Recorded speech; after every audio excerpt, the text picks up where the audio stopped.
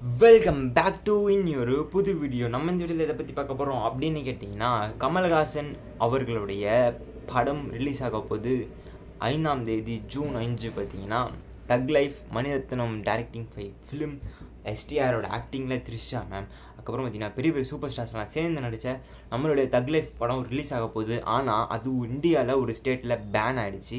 எந்த ஸ்டேட்டா அப்படின்னு கேட்டிங்கன்னா, ஆல்மோஸ்ட் எல்லாத்துக்கும் தெரிஞ்சிருக்கும்னு நினைக்கிறேன். இந்த வீடியோ பார்த்தீங்கன்னா லேட்டாக நான் எடுத்துகிட்டு இருக்கேன். அந்த எந்த ஊர் அப்படின்னு கேட்டிங்கன்னா நம்மளுடைய பெங்களூரு, அதாவது கர்நாடகா தாங்க. நம்ம கர்நாடகாவில் பார்த்தீங்கன்னா கர்நாடகா அப்படின்னு சொல்லணுமா அப்படின்னு இந்த வீடியோ லாஸ்ட்டில் பார்க்கலாம். ஓகே, மறக்காமல் சப்ஸ்கிரைப் பண்ணிவிட்டு பெல் பண்ண தட்டி விட்டிங்கன்னா நம்ம வீடியோஸ் பார்த்தீங்கன்னா நோட்டிஃபிகேஷன் வந்துடும். அதுக்கப்புறம் பார்த்தீங்கன்னா நம்ம வீடியோஸை மிஸ் பண்ணாதீங்க. அதேமாதிரி ஃப்ரெண்ட்ஸுக்கு யாராவது கமல் ஃபேன் யாராவது இருந்தீங்கன்னா, அது என்ன மாதிரி கமல் ஃபேன் யாராவது இருந்தீங்கன்னா ஷேர் பண்ணிங்க. ஏன்னா இந்த ஜென்ரேஷனில் கமல் ஃபேன் வர்றது ரொம்ப கஷ்டம். அதேமாரி வந்தாங்க அப்படின்னா அவங்கள நம்ம சப்போர்ட் கொடுக்கணும் அப்படின்றதுனால லைக்கை தட்டி விட்டுருங்க. சரி வாங்க இப்போ நம்ம வீடியோ.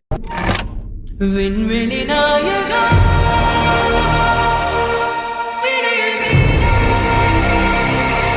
ரொம்ப வருஷம் கழிச்சு பார்த்தீங்கன்னா நம்மளுடைய மணிரத்னம், அதுக்கப்புறம் கமல்ஹாசன் மற்றும் ஏஆர் ரஹ்மான் அவரோட 3 பெஸ்ட்டு த்ரியோஸ் அப்படின்னு சொல்லலாம். 3 பெஸ்ட்டு, இந்த அவங்களோட இடத்துல அவங்க தான் பெஸ்ட் அப்படின்னு சொல்கிற அளவுக்கு 3 பேரும் அவங்க சாதனை பண்ணிட்டு 3 பேரும் சேர்ந்து ஒரு படத்தை பண்ண போகிறாங்க. அந்த படம் தான் பார்த்தீங்கன்னா தக் லைஃப்பில் பார்த்தீங்கன்னா எஸ்டிஆர் இருக்கார். எஸ்டிஆரோட கம்பேக் வருமா அப்படின்றதுக்கு முன்னாடி நம்மளுடைய கமல்ஹாசன் அவர்கள் என்ன சொன்னார் அப்படின்னு பார்த்தீங்கன்னா, ஒரு ஆடியோ லான்ச்சில் பார்த்தீங்கன்னா ட்ரெய்லரில் பார்த்தீங்கன்னா 3ஆவதாக ஒருத்தர் வருவார். அவர் தான் இந்த வாட்டி வந்து ஒரு சம்பவத்தை பார்த்து விட்டு போயிட்டாருன்னே சொல்லலாம்.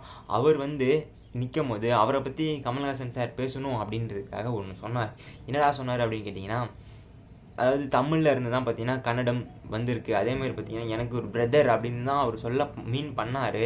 ஆனால் அதை கர்நாடகா பாலிடிக்ஸ் பார்த்தீங்கன்னா ரொம்பவே தப்பான நோக்கத்தில் எடுத்துகிட்டு அசிங்கப்படுத்துகிற மாதிரி, தமிழ் தான் பெரியசு கன்னடம் சின்னது அப்படின்னு அவங்கள இன்ஸ்டால் பண்ண மாதிரி அப்படி இப்போதைக்கு அவங்களோட பாலிடிக்ஸ் பார்த்தீங்கன்னா எடுத்துகிட்டு போயிருக்காங்க. அப்போத்துலேருந்தே பார்த்தீங்கன்னா நமக்கும் கர்நாடகாவும் பார்த்தீங்கன்னா ஆகவே ஆகாது. ஏன்னா நம்ம கிரிக்கெட்லேயும் சரி, பாலிடிக்ஸ்லேயும் சரி, குடிக்கிற தண்ணிலையும் சரி, அப்புறம் ஃபுட்பாலில் கூட பார்த்தீங்கன்னா பெங்களூரு எஃப்சி, அதுக்கப்புறம் பார்த்தீங்கன்னா சென்னை எஃப்சிக்குனா ஒரு கிளாஷ் இருக்கும். ஏன்னா ஒரு காலத்தில் பார்த்தீங்கன்னா ஜே சுனில் செத்ரி அப்படின்னு ஒரு கிளாஷ்லாம் இருந்தது நான் சின்ன வயசில் இருக்கும்போது. இப்போயும் எனக்கு சின்ன வயசு தானே.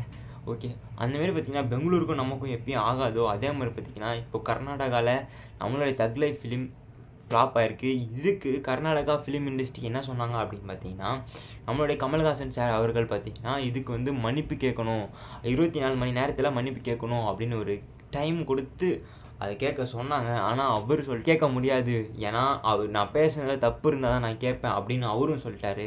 அது முடிஞ்சு பார்த்திங்கன்னா ஒரு 58 மணி நேரம் ஆச்சு. ஆனால் இப்போ வரைக்கும் நம்மளுடைய தலைவர் பார்த்திங்கன்னா, அது ஆண்டவர் பார்த்திங்கன்னா மன்னிப்பு கேட்கவே இல்லை. அதனால இப்போதைக்கு கர்நாடகா ஃபேன்ஸ், கமல்ஹாசன் ஃபேன்ஸ் யாராவது இருந்தீங்கன்னா தயவுசெய்து ஓடிடியில் வந்ததுக்கப்புறம் பார்க்க முடியும். இல்லை அப்படின்னா ட்ரெயின் பிடிச்ச பஸ்ஸு பிடிச்ச தமிழ்நாடுக்கோ இல்லை கேரளாக்கோ வந்து நம்மளுடைய படத்தை தக் லைஃப்பை பார்த்திங்கன்னா பார்க்கலாம்.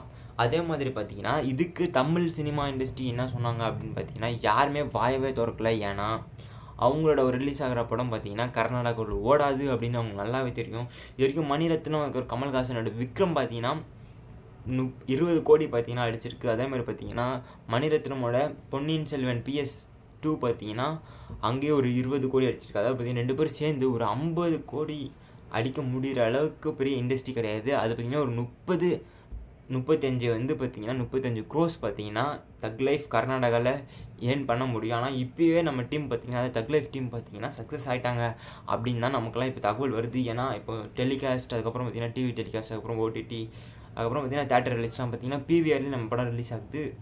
அதனால் எல்லோரும் மறக்காமல் போயிட்டு தக் லைஃப்பை பார்த்துட்டு வாங்க. தக் லைஃப் மூவிக்கு நானும் ரிவ்யூ கொடுக்க ட்ரை பண்ணுறேன். ஆனால் எவ்வளோ சீக்கிரமாக கொடுக்க முடியும்னு தெரியாது. ஏன்னா நமக்கு டிக்கெட் கிடைக்கிறது கஷ்டமாக இருக்கும் அப்படின்னு நான் நினைக்கிறேன். அதேமாரி படத்தை பார்த்துட்டு மறக்காமல் உங்களுக்கு ரிவ்யூ பண்ணுறேன்.